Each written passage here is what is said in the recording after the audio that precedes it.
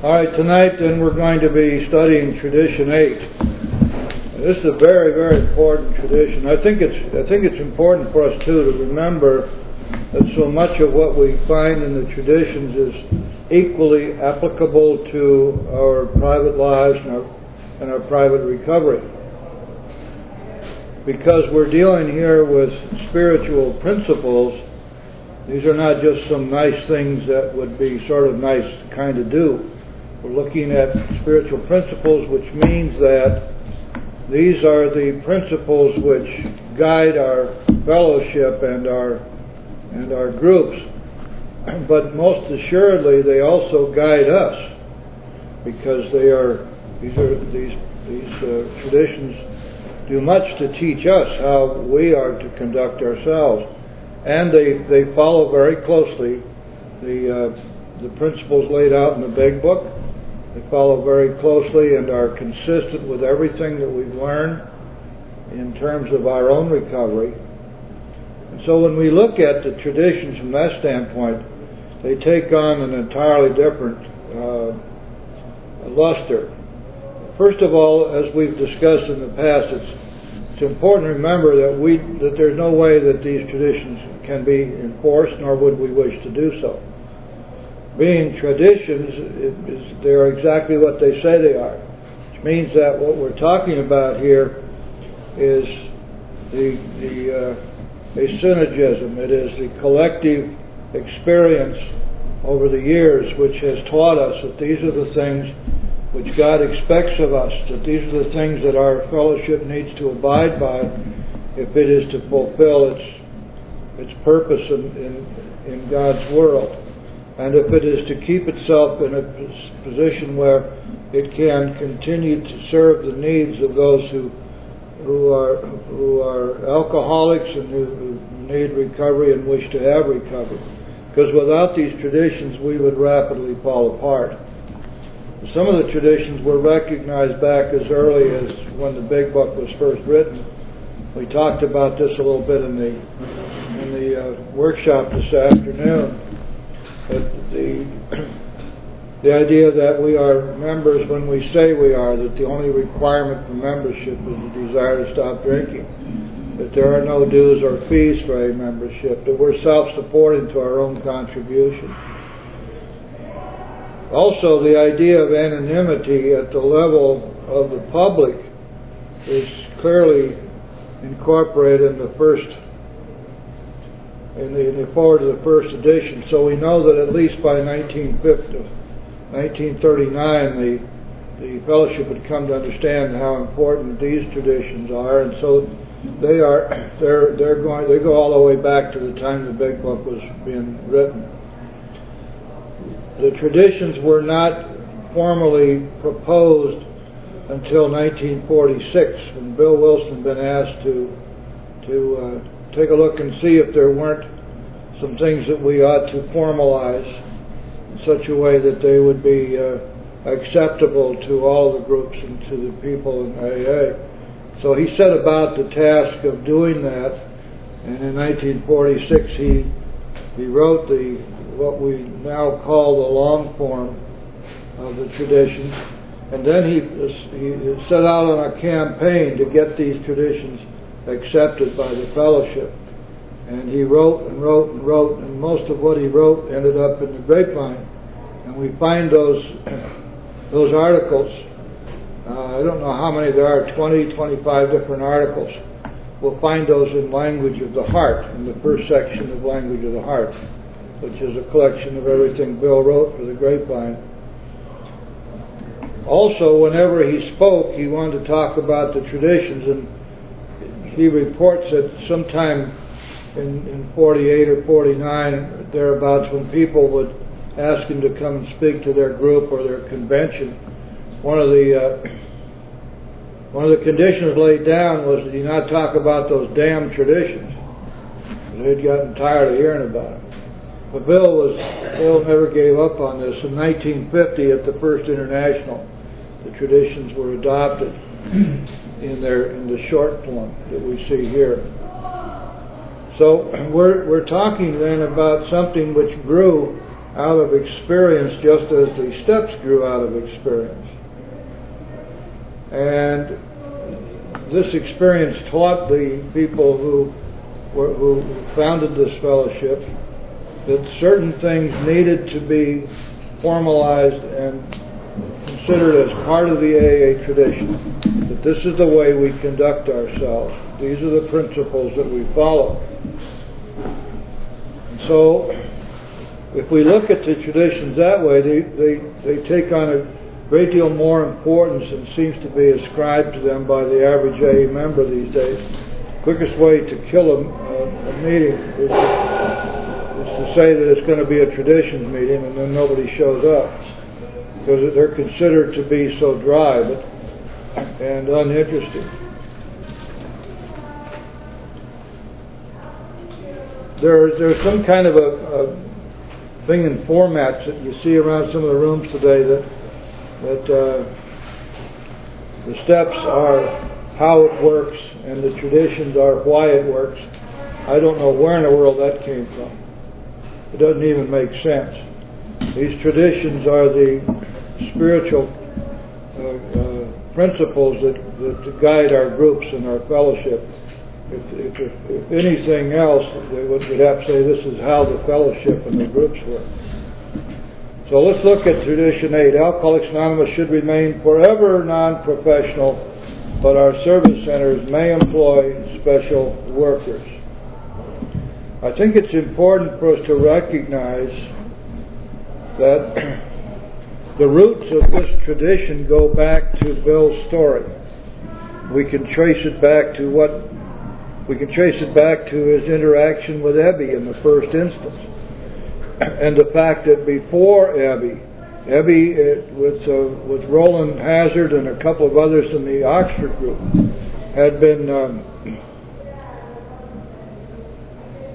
been taught by them what they had learned. And then Ebby came to Bill after a couple months of sobriety, and he taught Bill what he had learned, and he shared these experience, strength, and hope with Bill. And Bill was receptive to this, and he was able to get open-minded enough to begin to follow some of these precepts. She just one boy. He's 7 years old. And so it's quite clear that the tradition of non-professionalism and the tradition of carrying the message without any expectation of any return at all, especially any monetary return or any tangible return, is something that goes back. Remember, in Bill's story, he tells us flat out that if an alcoholic fails to enlarge and perfect his spiritual life through work and self-sacrifice for others, he can't survive the certain low spots ahead and will drink again. And all the way through the Big Book, this same theme is repeated over and over and over again. In fact, we are told when we get to the 9th step that our real purpose here is to fit ourselves to be of maximum service to God and the people about us.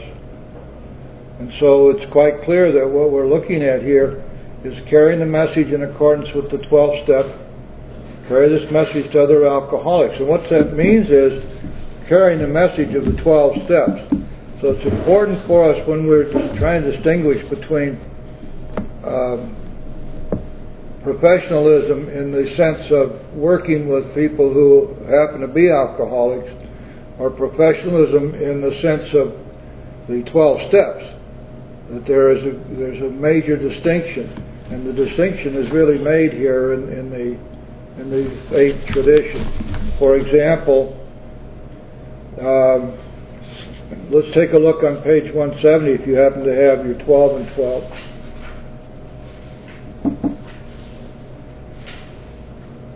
And it asks the question, are these activities branded as professionalism under the AA tradition? And the activities would be such as helping to run a three-quarter-way house, or working in administration, for example, in a recovery facility of some kind, or being a social worker, even being a researcher for an alcohol commission, rest homes and farms and so forth. Are these to be branded as professionalism? Page 170, we think the answer is no.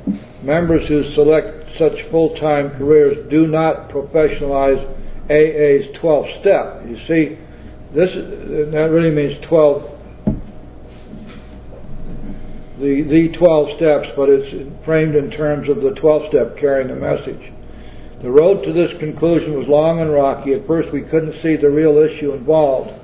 In former days, the moment an AA hired out to such enterprises, he was immediately tempted to use the name Alcoholics Anonymous for publicity or money-raising purposes.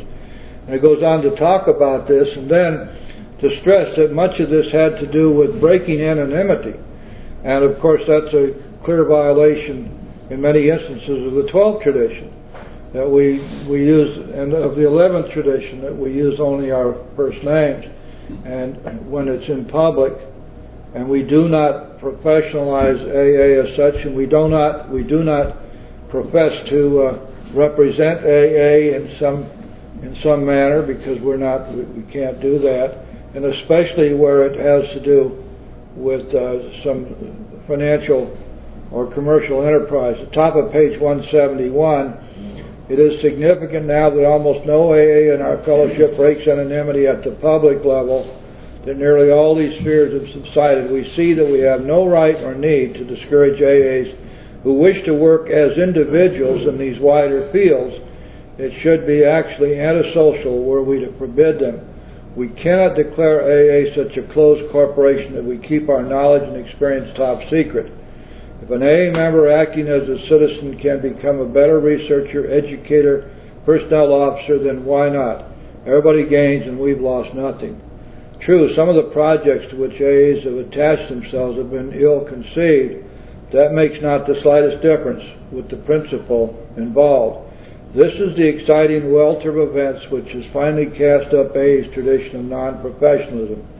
Our 12th step is never to be paid for, but those who labor in service for us are worthy of their hire. And of course, the idea here is that there's much support activity that needs to go on to support our 12-step work. And right in the beginning of this treatise on Tradition 8, on page 166, the second paragraph, alcoholics simply will not listen to a paid 12-stepper. Almost from the beginning, we have been positive that face-to-face work with alcoholic who suffers could be based only on the desire to help and be helped. When an AA talks for money, whether at a meeting or a single newcomer, it can have a very bad effect on him too. The money motive compromises him in everything he says and does for his prospect. This has always been so obvious that only a few AAs have ever worked a 12-step for a fee. Now there are people out there, especially in California, and I'm not sure where else, that call themselves interveners, and they're paid, and what they do is they'll go to the family and they set the poor alcoholic up. These people make a deal with the family for a certain amount of money, and then they make a deal with the treatment center, and then they set up a time where this alcoholic is faced by the family and by them, and the idea is to coerce them into a treatment center. And these interveners get paid not just by the family, but also by the treatment center. There's quite a bit of that going on. I'd like to mention one other thing, and that is this. So many people come in here and get the idea that the one thing they really want to do is get their license to be an addiction counselor. And they go to school and they get the license and then they go to work. And many of them have a really, really, really tough time, because 12-step work as we know it in AA must be without any kind of an agenda, certainly not done in any way for monetary gain, and the results of our efforts must, as they must be in our everyday life of recovery, must be left up to God. So when we are called upon then in our jobs, we're getting paid for this to help people recover from alcoholism. And we think, boy, the way to do this is to get them to work the steps. And all of a sudden we find ourselves not only being paid for our 12-step work, but having an agenda, and the agenda revolves around the requirements of our job, that a certain number of these people show signs of recovery. And if we're not getting those kind of results, then we probably won't keep our job. And it's very, very hard for people to do that, to separate their job from their unpaid 12-step work as members of AA. So there's a big trap there, and I've seen a lot of people fall into it, and people with 8, 10, 12 years of sobriety have suddenly found themselves in deep trouble. Anyway, that's enough from me. Let's discuss this tradition and your experience with it, and any questions you might have or comments you'd like to make. And who'd like to start?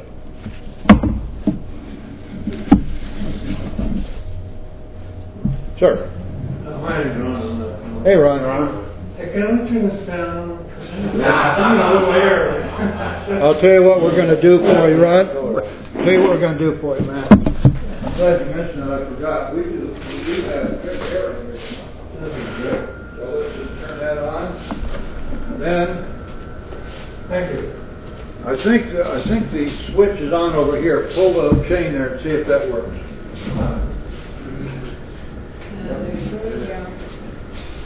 Okay, now Ron, what would you like to say to us about the seventh tradition? The first time I heard that tradition read it, they said, but we may enjoy service workers or something like that. I thought, that's pretty interesting. Maybe just, hey, got someplace to go, you know. But that's not what it meant at all. That's what I heard. That's not what it said. Tradition. I noticed when I went through treatment to get sober, and it worked for me. And I, just like you said, I heard I'd go back there and get gossip once in a while for the first couple of years. And there were counselors who were great counselors, but they went out and got drunk, you know. They couldn't do that. I never understood. And I always wanted to be a counselor, but I decided, I'll just stay doing what I'm doing, which was staying sober. Your experience is quite valid. And this is a serious problem for people who make this their profession, because the spiritual principle of self-sacrifice, working and self-sacrificing for others without any expectation return, is violated, along with the fact that that results are necessary in order for them to keep their jobs. And so rather than leaving results up to God, their concentration is on achieving results themselves. And this is real hard on them. Seems like it'd be hard to keep that separate, keep the job and AA separate, you know. It's very hard. It's very hard. Most people I've found are not able to do that once they get immersed in their treatment center work. Thank you, Ron. Who's next? Yes. My name is Teddy. I'm an alcoholic. Teddy? I totally agree with the tradition of what you're saying. I really feel that as far as counseling and that type of position, it clearly has to be separated from the alcoholic who goes out and 12 steps on his own. And it clearly states in the big book that we're based on attraction, not promotion. We talk to somebody, and the bottom line is unless an alcoholic or an addict is ready to receive the program itself, life, it's going to come through. It can't come through something that's forced upon them. It says in the big book itself that there are several stories and several situations that we're to go out and deal with are alcoholics. But we're going to approach it with a very mere and non-partial situation. To talk about that person and their problems, and to from the basis of alcoholism, direct at ourselves and not at that person. When that person is ready to talk about it, when that person is ready to be taught, the teacher's going to appear.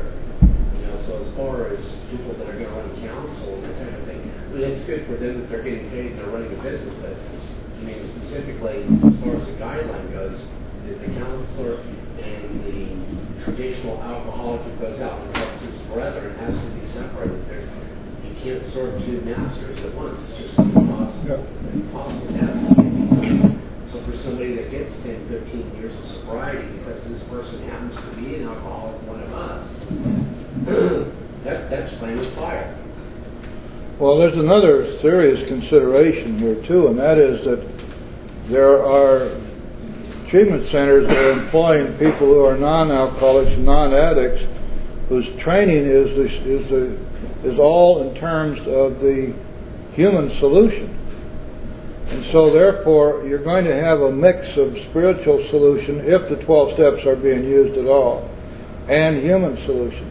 And there's a lot of pill pushing going on, a lot of psychiatric stuff, and the people who train for that, even though they are alcoholics, and the big book tells us that there's no human solution.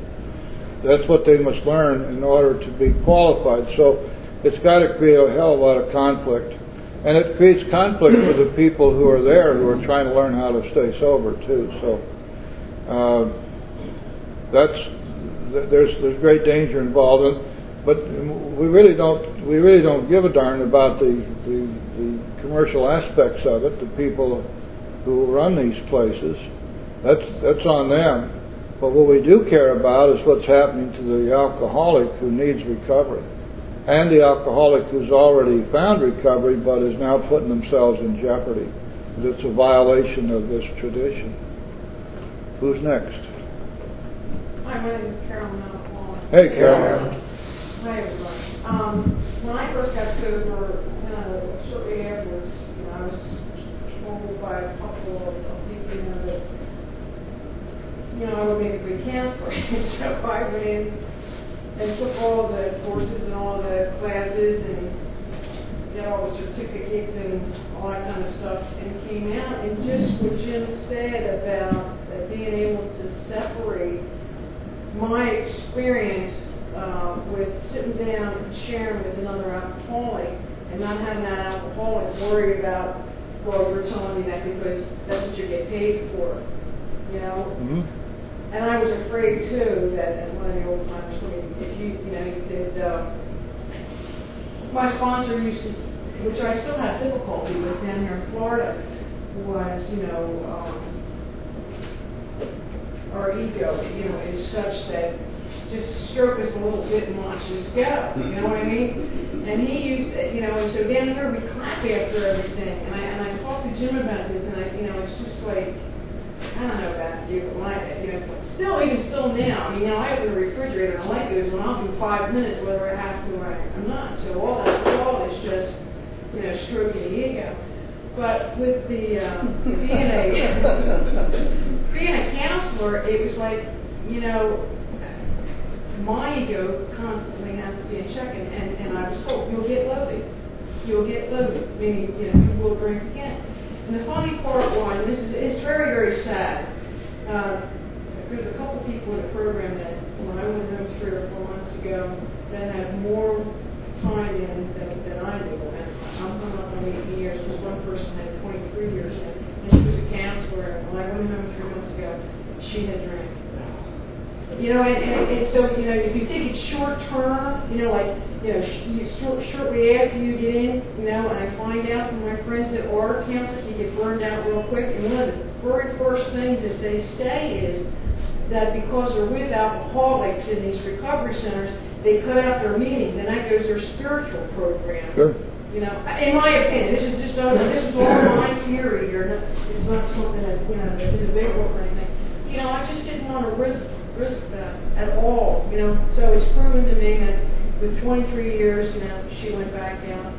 My ego has to be in check, and that I think that there's magic that happens whether you're in trouble or you're not in trouble. When two alcoholics sit down and they share their experience, strength, and hope, and you're not getting paid for it, and that person's saying, you're saying to that person, I've been there. I know what that's like. There's a way out for you.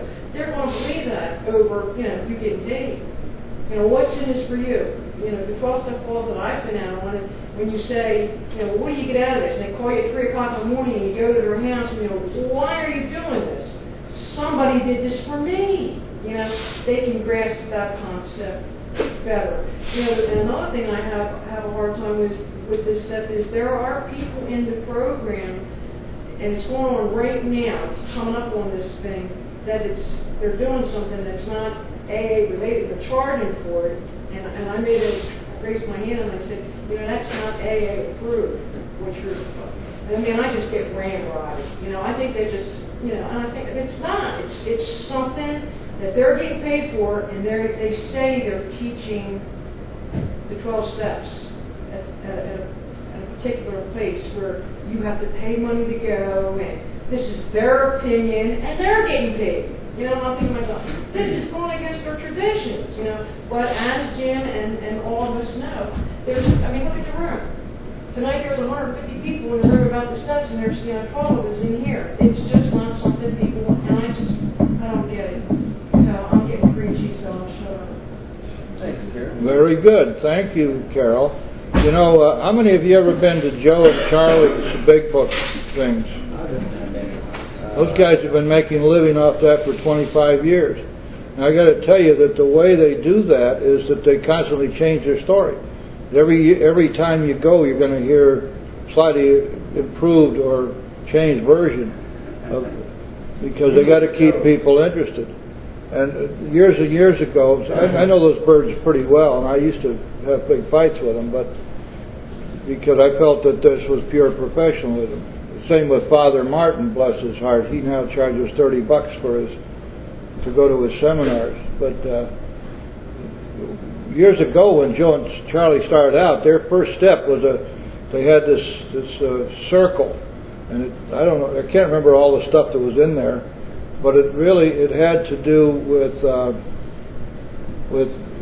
ether and acetone and all kinds of stuff that they had worked out, which was supposed to be to teach us why we're alcoholics, and they've given that up. They never used to have these charts and graphs about how you work your 4-step and all that. They came up with that later when they saw that Hazelton was making a fortune selling that stuff.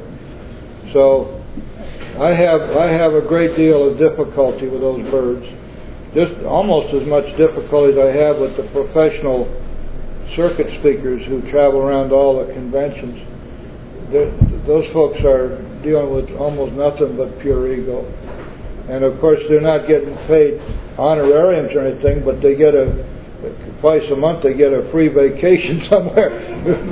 and their airfare paid for and their hotels paid for, and they get to strut around with a big badge on them saying that they're grand guru speaker type. So it's major stroking for the ego. Here's what the Big Book says. It's one sentence. That's all it takes. Both you and the new man must walk day by day in the path of spiritual progress. You and the new man must walk day by day in the path of spiritual progress. That's the way we pass the message from one to the next. But notice that both parties participating in this are growing spiritually as a result of it. Because this mutuality of spiritual growth is one of the major hallmarks of recovery and of the 12th step. And of course, once we begin to professionalize 12-step work, that all goes by the board. I'm not doing this because I need to do it in order to secure my own spiritual fitness and my own sobriety. I'm doing this because I'm getting paid for it. And it's a major, major difference. Tom, you usually have something you'd like to kick into the pot. How would you like to do that tonight? First of all, I'm going to play devil's advocate. Why don't you do that? I've been to a few treatment centers, and there's some people, and I'm going to pick up 9 years this month, and there's some people that I still remember because of their love and their patience and their tolerance, and they're caring for everybody. And these are women and men and blacks and whites, and I just remember most of them. There's only a few. There's certainly helped me. And I don't consider it a human solution when I got help from them. I consider God speaking through them. So I do think that there's some valuable people in treatment centers. I do think treatment centers are good because it's the only way I would have gotten sober. But I also know a few counselors who can't stay sober. I know one guy had 15 years, he ran a hospital, he wrote articles, can't stay sober. He OD'd not too long ago. So, I don't know why I'm saying, I guess I just want to be argumentative, but I do believe, for me, if I charged anybody anything, whether it's a right, I would be immoral, and I'd probably drink again, because the big book says the only way we keep it is by giving them away, and that's a beautiful thing. It's a beautiful thing for me to see people recovering. John, you and I. No. Yeah, he's recovered. So You're getting pretty far out there now, Tom. We like it, so I do think that treatment centers have their place, and I think Joe and Charlie also have their place, and the little girl Tony is about 90. And you know, I believe that anything that will help is good, and I'm not gonna badmouth. You know, there's guys in the rooms that I can't stand, but they sponsor a lot of people. So who the hell am I to judge? You know, the rest of their character. I just think a counselor in a treatment center has to be very, very careful. He's got to draw that line. You know, in a treatment center, and another thing, they don't keep track records. I spent 28 days in the treatment center. They don't know if I'm sober or not. So, you know, that's a little bit of bullshit. That they do it and their results are tracked. They're not. So they just have to do the best they can for the 28 days with the people that they have. And they've got to maintain their own honesty, integrity, character, whatever you want to call it. And that's hard. I know these counselors that I had down here that wouldn't go to the meetings that we went to. Probably for that very reason. Anyway, I just think anybody who can help an alcoholic, I love it. Period. Well, you know, Tom, they know it didn't work when you come back for your second or third or fourth go around. Yeah, when I go to my house, I go to the club, I go to the Yeah, okay. Brian? Yeah, hi, my name is Brian. I'm a member of Alcoholics Anonymous. Hey, Brian. I did a research report to college on rehabs, prisons, and institutions. And you better believe they keep a track of you. There's people that are paid big bucks, 6 and 7 figures that keep stats. And there's a mathematical formula, the way to do that per capita, how many people go back to jail. And they have your social security number, and they're almost down to the penny. And anything, what I found is anything with money behind it, greed or the 7 deadly sins, always doesn't work. And there's somebody else behind it. And I believe if there's a God, there's a devil. And, you know, you look at these stats, and these rehabs, they have anywhere from a 12 to 15% recovery rate for the first year. AA is down to 5%. NA is down to 5%. These prisons now are private sectors. Are 80% of the people go back to prison that ever went to prison. And what do they preach in there? They preach AA, they preach NA. They don't preach the 12 steps, but they preach the AA and NA, which is never supposed to be part of any sect, denomination, or organization. The reason why they preach it, not the steps, because these guys in the $300 silk ties, you better believe they know the stats that run these prisons, because they know they're going to get 80% of their clients back. It's going to be more bang for their buck, and they know what doesn't work and what does work, and that's why they preach organizations that have a 95% failure rate, because they know they're going to get 95% of their clients back. That's why rehab is a booming business. And that's why, although these counselors mean well, it doesn't mean they're right. And it's so funny that God is a loving God, and He's also a thrifty God. And something that doesn't cost any money, that I believe was written by God, works. And that's all I have to share. Thank you, Brian. Ivan, did you want rebuttal time, or were you just... Well, as a matter of fact, I pretty much agree with Tom. Oh, okay. I don't rebuttal. Well, Tom, we're going to let Tom double dip after Johnny gets his 2 cents worth in here. You know, I love all these, you know, all the stats and everything, but the thing comes down to, did they know it was Tom? Did they know it was me? Did they know it was Ivan? They got numbers. They don't keep track of the clients. So owning business is right. And I remember, I'm real confused on this tradition, because I told my sponsor not too far ago that I was going to go to school and I was going to become a counselor. And he said, hey, that's great. And I said, maybe in the future I'll open up a real sober house, you know. That's with the program. He said, oh, what a wonderful idea. He said, don't you think you'll lose credibility? And I didn't understand it. I said, isn't the message? Whether I'm getting paid or I'm not getting paid. And I'm still confused. I just figured the message is the message. And like you said, they preach AA. Well, they can't really teach AA if they don't teach this 12 steps, because the 12 steps is AA. Suppose, Johnny, when you went to... Suppose that when you hooked up with Bruce, he said this... He said to you, this is going to cost you $100 a month, but I'm going to teach you the steps. Yeah, well, isn't it different? Huh? No, it's not. That's just what you're talking about. You mean I'm not supposed to charge sponsors money?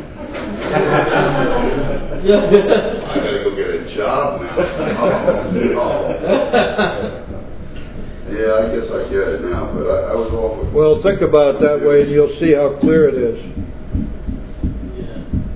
Or he might say to you, oh, well, I've got a donor over here who set up some scholarships, so you won't have to pay, but he will. He'll pay for you. Of course, you're going to owe him. Because there are no free lunches, man. You know, it just...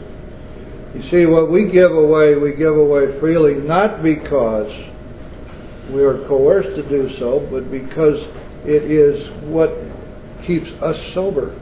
And as Tom said, or one of these guys, you couldn't, if you had $5 billion, you couldn't buy what you get from 12-step work, from sponsorship, watching the light come back in somebody's eyes.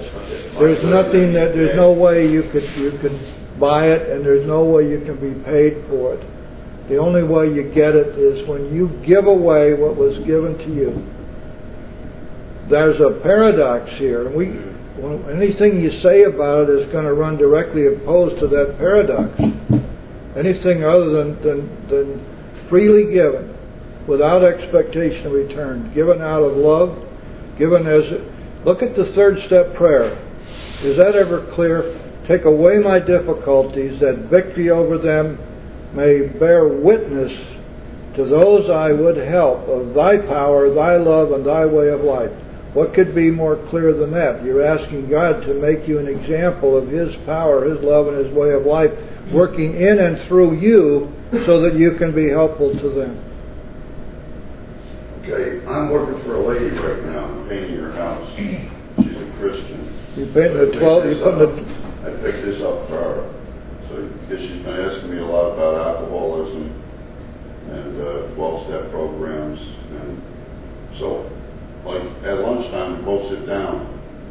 And I tell her, now I'm getting paid for doing this job. Not that also. The painter you're getting paid for. That's apples and oranges, son. Huh? That's apples and oranges. We had a hand in the back there. Now I'm not so confused. My name is Guy. Thank you. Yeah. I'm in sober house, right? And just like he was saying, it's like I can't decipher because, I see where the owners and the recovery house where I'm at. You know, I see where they try to help a lot of people coming out of jail. My dilemma is, you know, just like everybody's been saying, how do you separate them just truly trying to help somebody from the business? Because one minute, you know, it's like he's trying to help you, then Friday night he has to put his business together. You know, when it comes to the money. So I'm like... Yeah, well, that's a pretty tough situation to be in. And the only thing that works, I have run a couple of those institutions myself. The owner stays the hell out of the way. You've got somebody who brings the meetings into the people and works with them. That's what I did, and it worked like a charm. But I wasn't getting any money for doing that. And people used to tell me I was crazy and I was a sucker because this guy was making a fortune. So what? He was providing me with 40 people who wanted to hear the truth about the program, wanted recovery. It was a golden opportunity. That's the way we have to look at it, man. And as soon as you start mixing the business with the recovery, it's a serious problem. And it's a problem not only for the person who's doing that, but for the people who are trying to recover. Because it makes it very hard to take what they're telling us seriously. What do you do? Like, because, you know, I think they're nice guys, you know. I think for the most part they mean well, but it's like, you know. The road to hell was paved with what? Good intentions. Oh. Yes, now Tom needed time for rebuttal.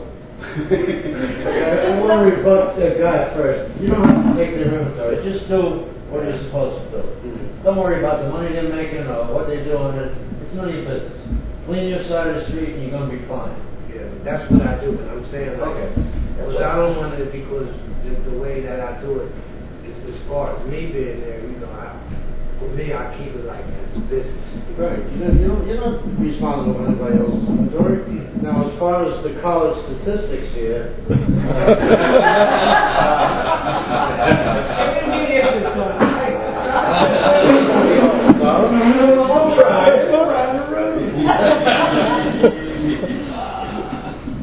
you mentioned prisons. Well, prisons, they got your Social Security number, and you mentioned 80% recidivism, okay?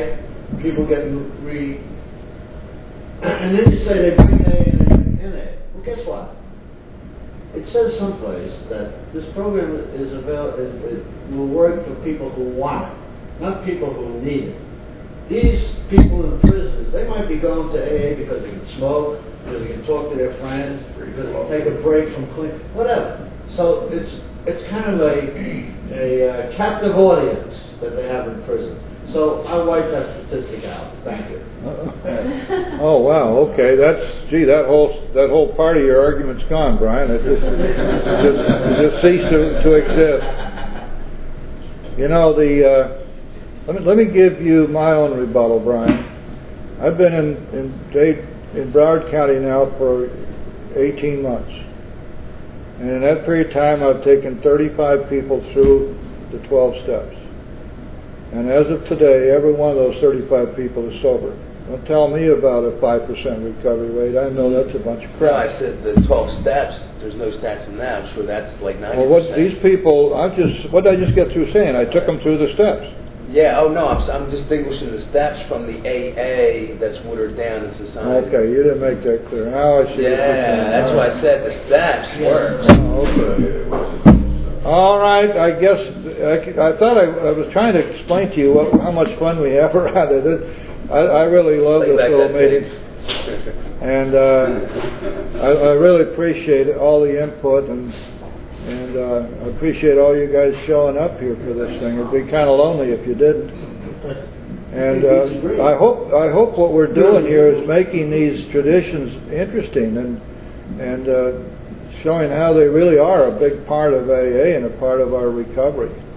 Remember that the first tradition and the 12th tradition bookend the other traditions. And they start out by telling us that the unity of the fellowship is critical for our own recovery.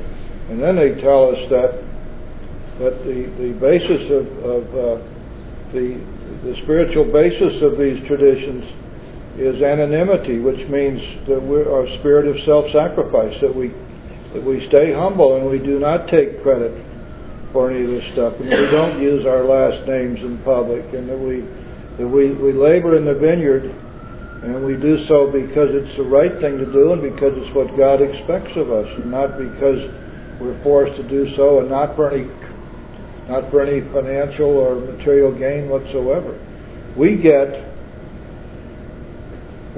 to experience our heritage, which is explained to us in the 9th chapter.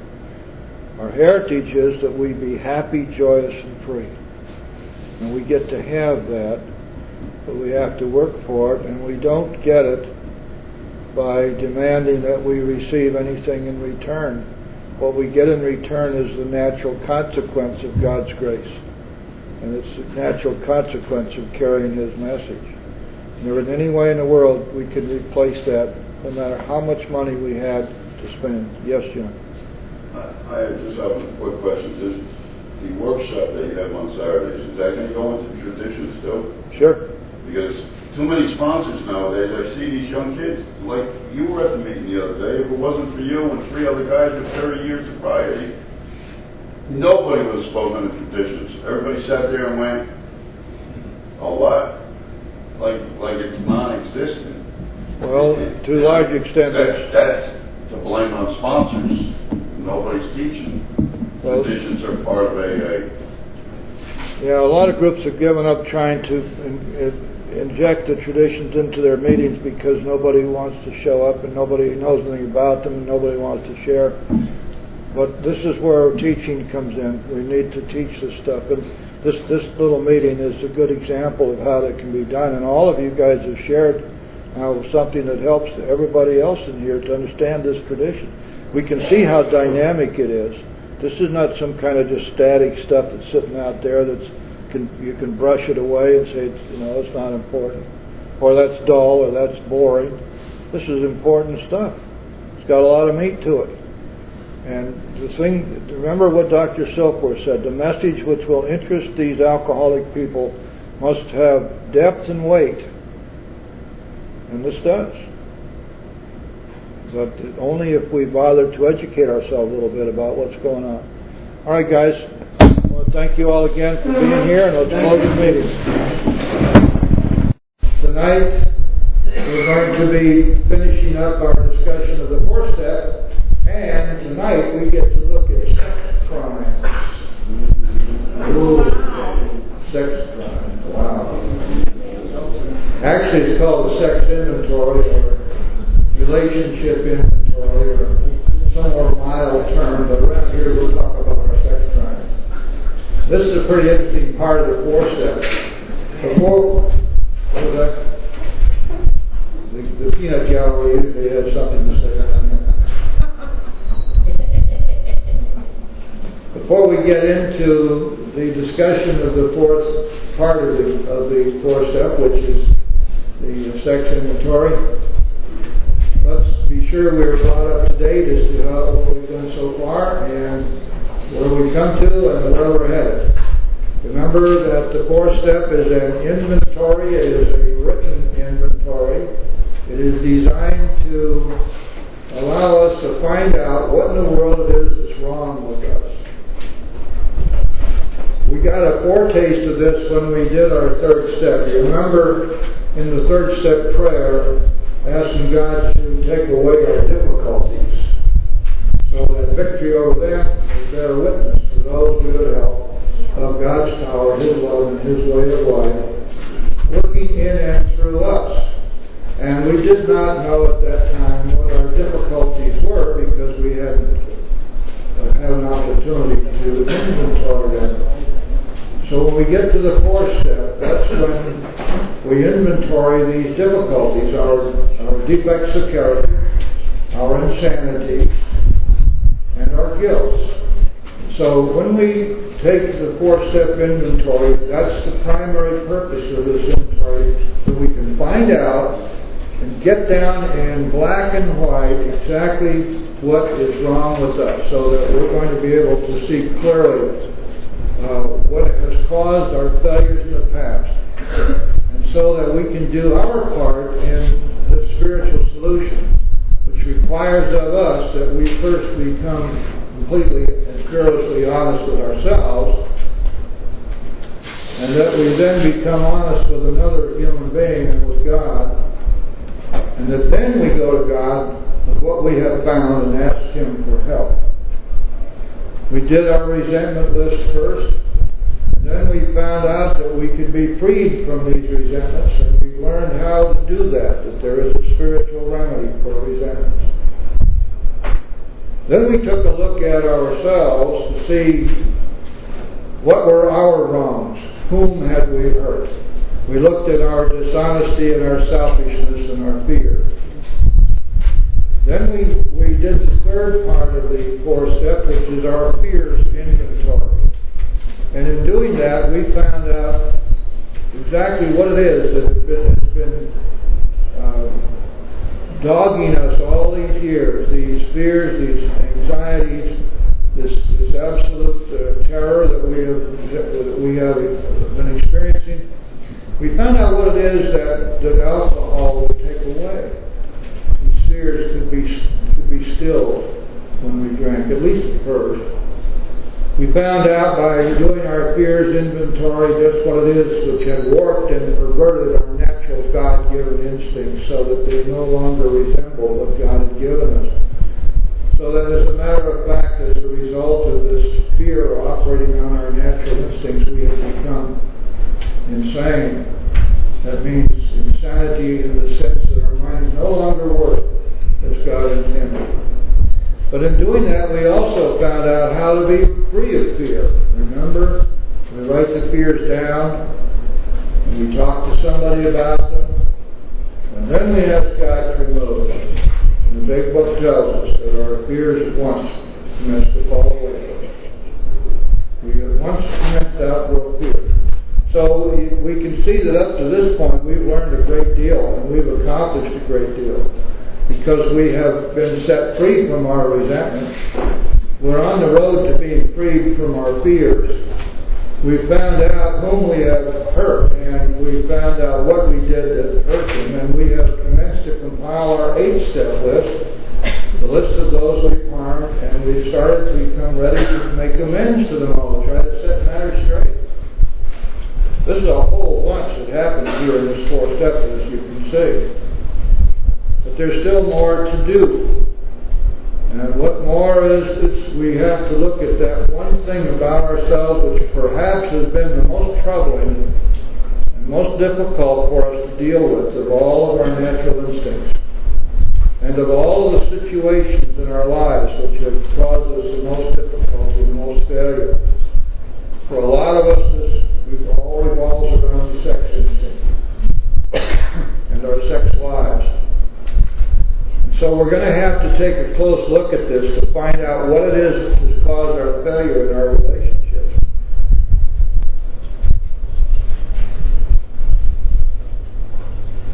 It's also important to note that our sex relationships give us a clue as to why we have failed in all of our relationships. And of course, you probably remember Bill, many of his writings was of the opinion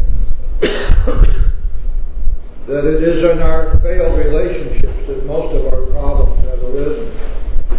That failures in other than our relationships with other human beings have not been that major problem in our drinking days. It's been our failures in our relationships which have caused most of the difficulties. And so when we look at our sex inventory, we've got to remember that we're looking to see how we have acted and what our attitudes and motivations have been in our relationships with others, people with whom we were sexually intimate. And we're going to allow that to become a guidepost for us in taking a look at all of our relationships. Now, it's very important for us to remember what we're dealing with here. This is not some little insignificant or even sort of middle-of-the-road problem. This is a major problem. If you take a look around the rooms, if you're aware of what's going on, if you do a lot of sponsorship, or if you're just paying attention, you'll see that most of the problems that seem to arise in recovery revolve in some way or another around relationships or sex.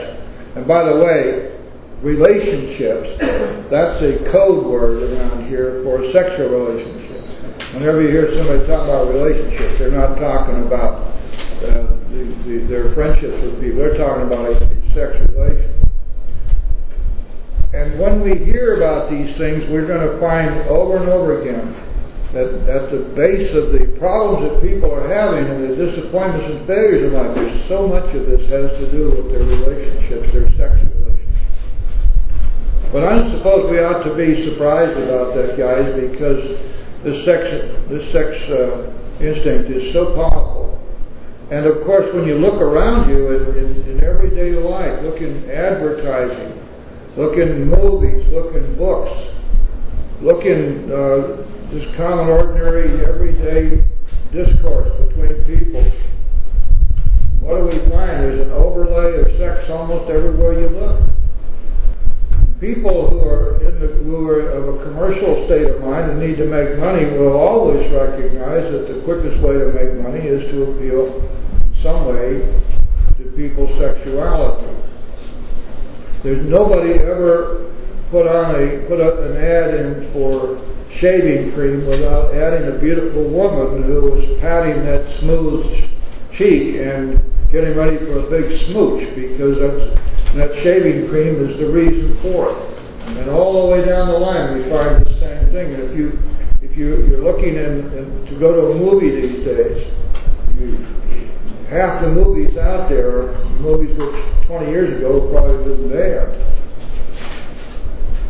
And so when we listen to contemporary music, we find that the emphasis on sex on all parts of our society. Well, this is not so difficult to understand, because this is such a powerful instinct. It is something which permeates our lives and permeates our society. Now, sex instinct, is something which has been maligned, and we find all kinds of opinions running everywhere from that all sex outside of marriage and for an attempt at procreation is wrong, bad, immoral, filthy, sordid, and others who say that any sex at any time is just fine. But don't everybody hold their hand up and say yes to that. And so the opinions of not only of individual people, but of society and our institutions across the board, there's just these huge divergences of opinion. But everybody will pretty much agree with just how important this stuff is. Now let's think about it for a second, because this is important for us to understand. We're talking here about instinct. We've talked about this before, because when we think in terms of our instincts, we're thinking about something over which we have no control. It's pretty obvious that when you see somebody who is highly attractive to you, you don't have to say to yourself, now I am going to be sexually aroused. It's just going to happen. As a matter of fact, if you said it might not happen. Because this stuff is instinctual, it is automatic, and that's as it should be. Without that sex drive, I don't suppose any of us would be here. If it were not for the power of the sex drive, the human race and probably all of the other species would not exist. It's absolutely essential. And so it is powerful. And it overrides so much of whatever else we have going on in our lives. It certainly overrides common sense.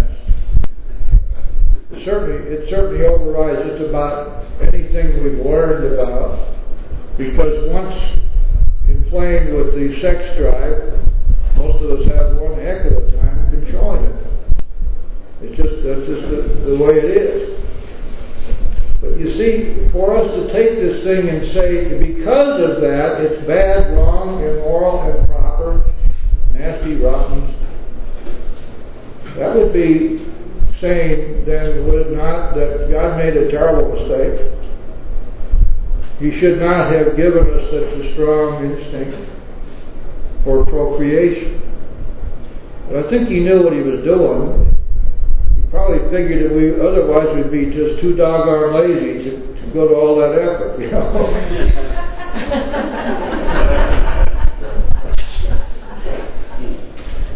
That could very well be true.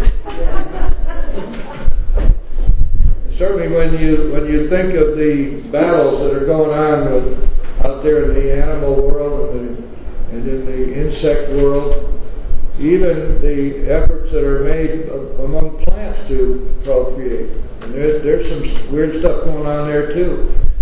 This is something which permeates all of living beings. So we have to learn then to deal with something which is beyond our power to control. That is, it's beyond our power to control the instinctual drive, the instinctual obsession at sometimes, the compulsion that we feel. We're not going to control that. What we must learn to control is to control the actions we take in response to that. And this is something again which is it's so powerful. Many times we feel as if we have no control over it at all. Because that's so, we can say without any quibbling about it all that we're powerless over this. It's going to be there whether we want it or not. Now the question is, what do we do about it? And that's where God's going to have to come in. We're going to have to be seeking His help. Let's turn to page 68, please. Big book.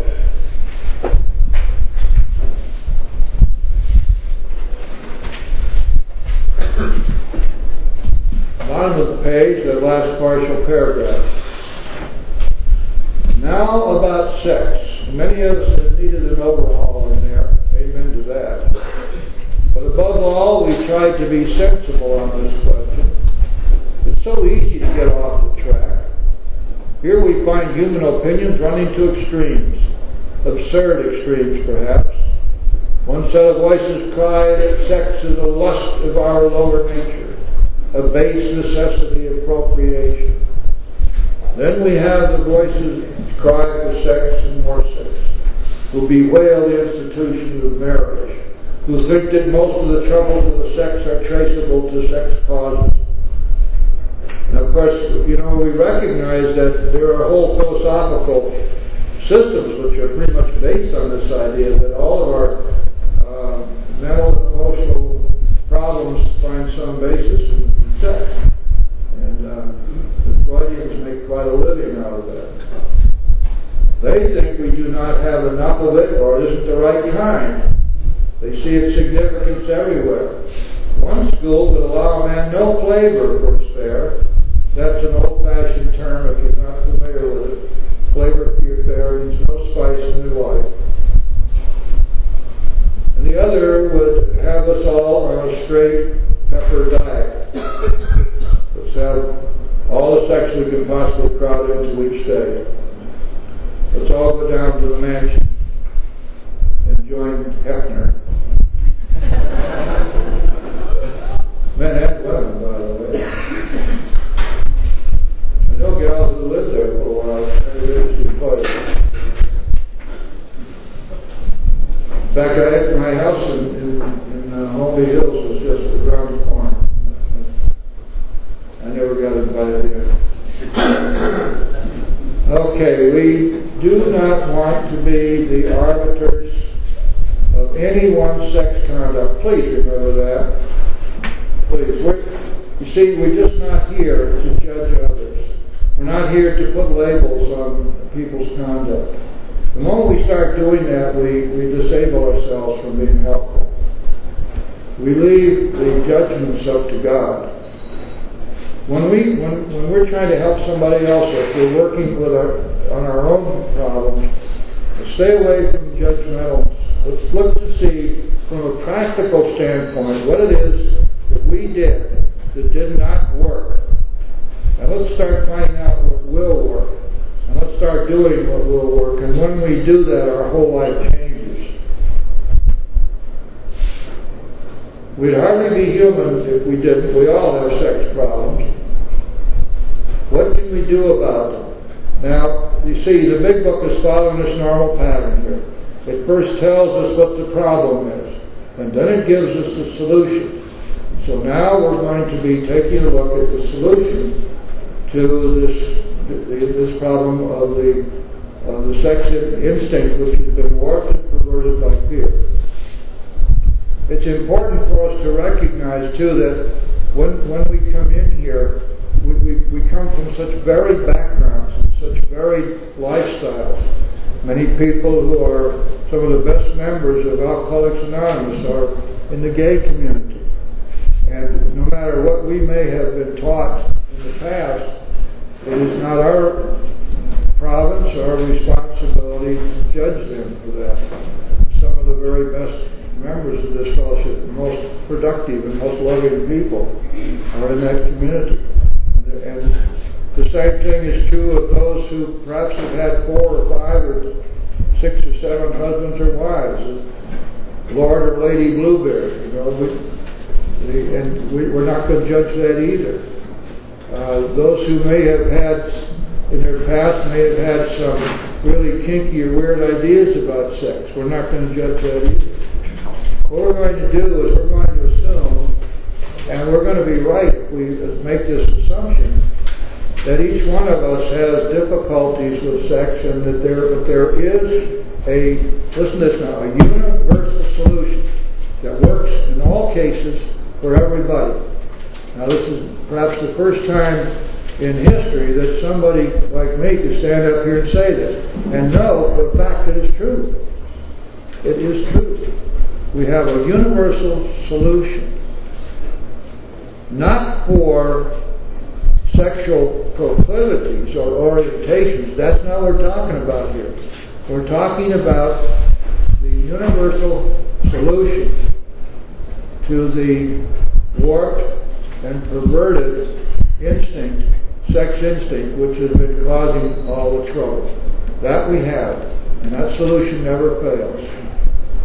So now what we're going to do is we're going to take an inventory. We're going to take an inventory of our past sex life.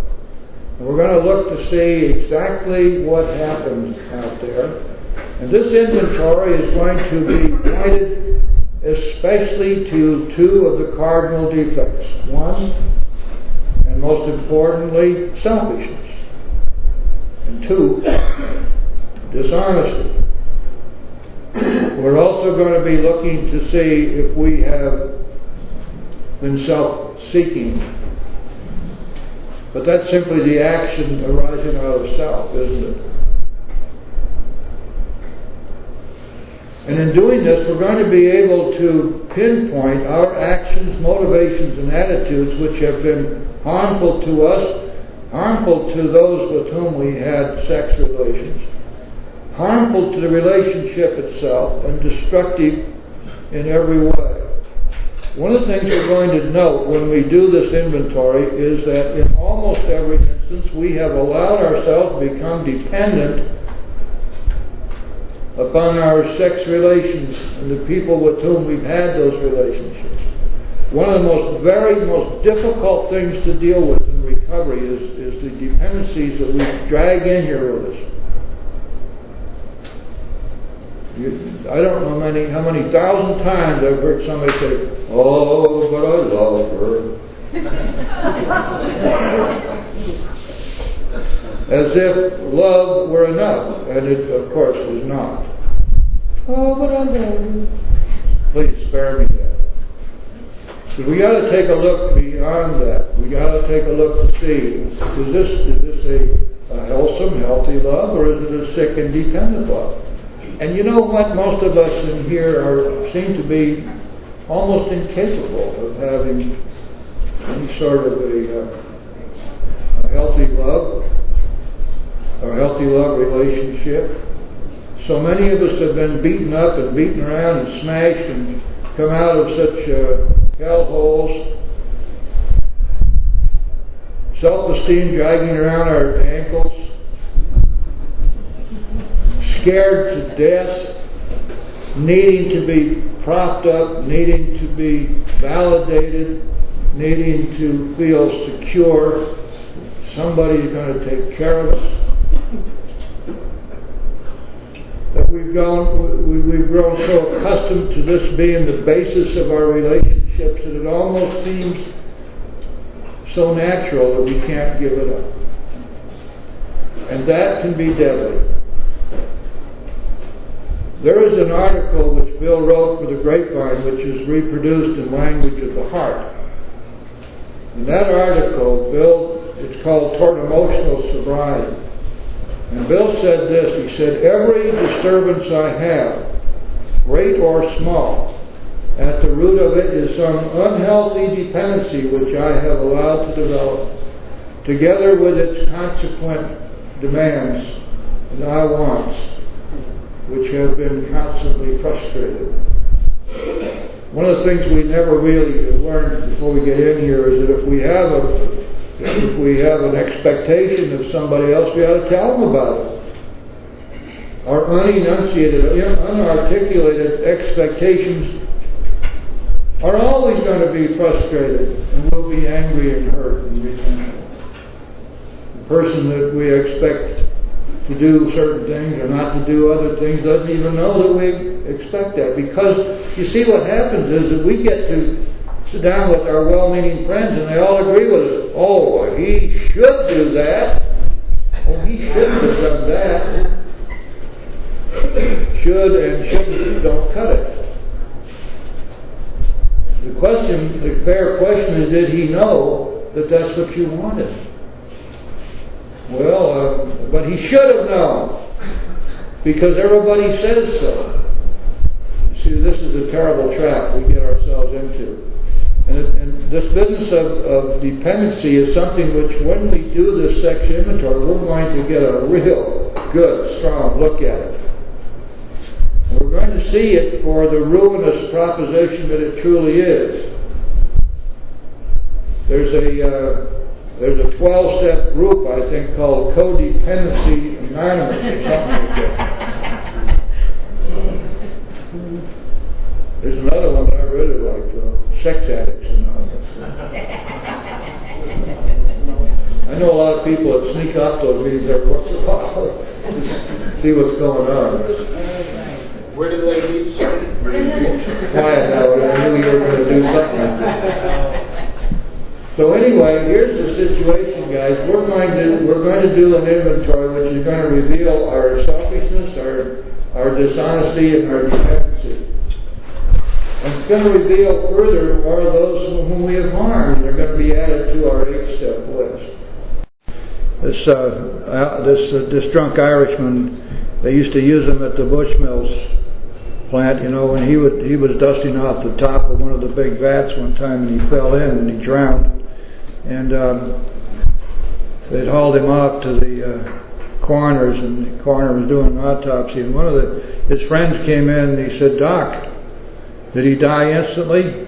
The doctor said, "Well, I don't really think so." He said, "He got out twice to go to the bathroom."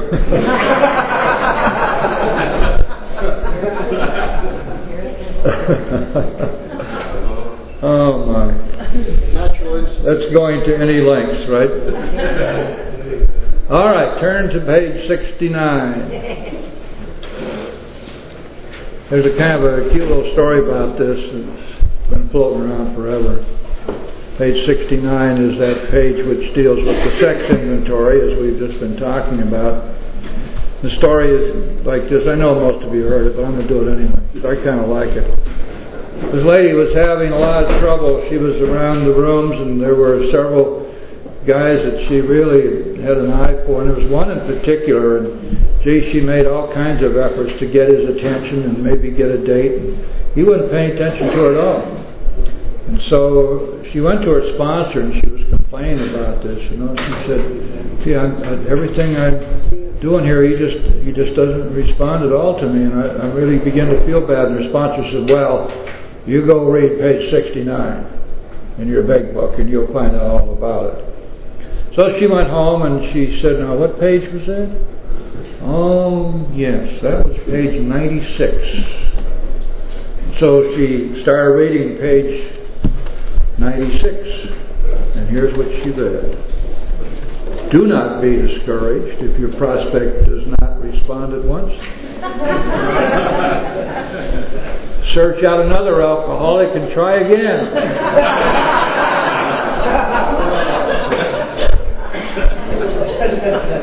You are sure to find someone desperate enough to accept with eagerness what you offer. To spend too much time on any one situation is to deny some other alcoholic an opportunity to live and be happy.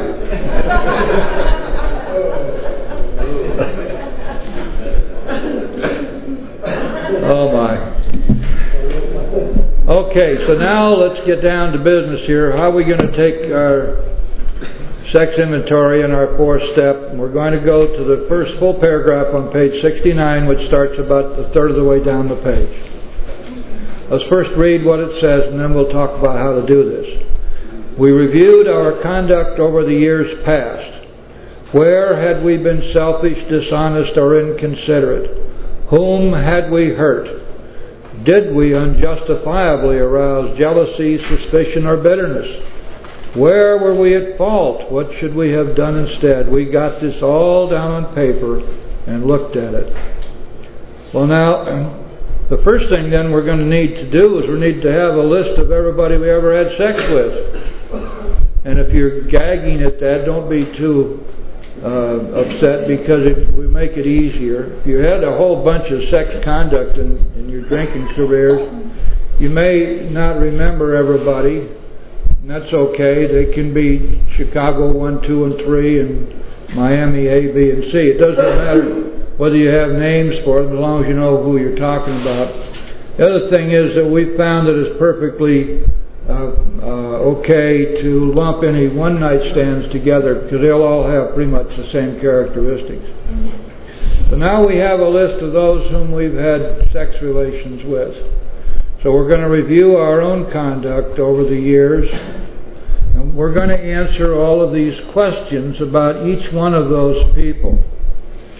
Now, the first three questions require a narrative answer. You know, we've talked about this before, but when we read the big book, we need to parse the sentences. We need to look at each word and make sure we know what it's saying. The question here is, where had we been selfish? So with respect to Mr. or Ms. X, in my relationship with X, where had I been selfish? This requires of me more than a yes or no answer, obviously. I need to write down what my actions, motivations, and attitudes were that were selfish. The next question, with respect to X, in my relationship with X, where had I been dishonest? Again, a narrative answer. My actions that were dishonest, my dishonest motives, and dishonest attitudes. Third question, with respect to X, where was I inconsiderate? Well, now, inconsideration, of course, we all recognize as being being symptomatic of selfishness. If I'm buried in self, I have very little consideration for you or your feelings or your needs, wants, and desires. But I'm going to write down in narrative form my actions which were inconsiderate. The next question, whom had I hurt? Now, we're thinking about X here, so did I hurt X? Well, now, this is a real important question because it goes right to the 8th and 9th steps, doesn't it? You might say, and you're going to hear people say, you may have even said to yourself, well, with respect to X, he or she wasn't hurt by anything I did. I mean, it was mostly her fault or his fault anyway, or she was too thick-skinned, or, you know, I'm going to make the judgment that no matter what I did, I didn't hurt her. I mean, I didn't beat her up or anything, so what could have been a hurt? See, that's not the test, because there isn't any way that we can get inside somebody else's head and know whether they were hurt or not. So we're going to have to use a more objective standard, which is that we will look at what our actions were, and we will see if that were done to us, would that have hurt us? We ask ourselves, if he or she had done that to me, would I have been hurt? And this way, we have not a complete answer, but as complete as we're going to get. And we're going to assume that if it would have hurt us, that we hurt the other person. We can never go wrong by doing that, because if we make amends to somebody and in fact they were not hurt, they'll tell us. But if we try to outguess this situation, we can lead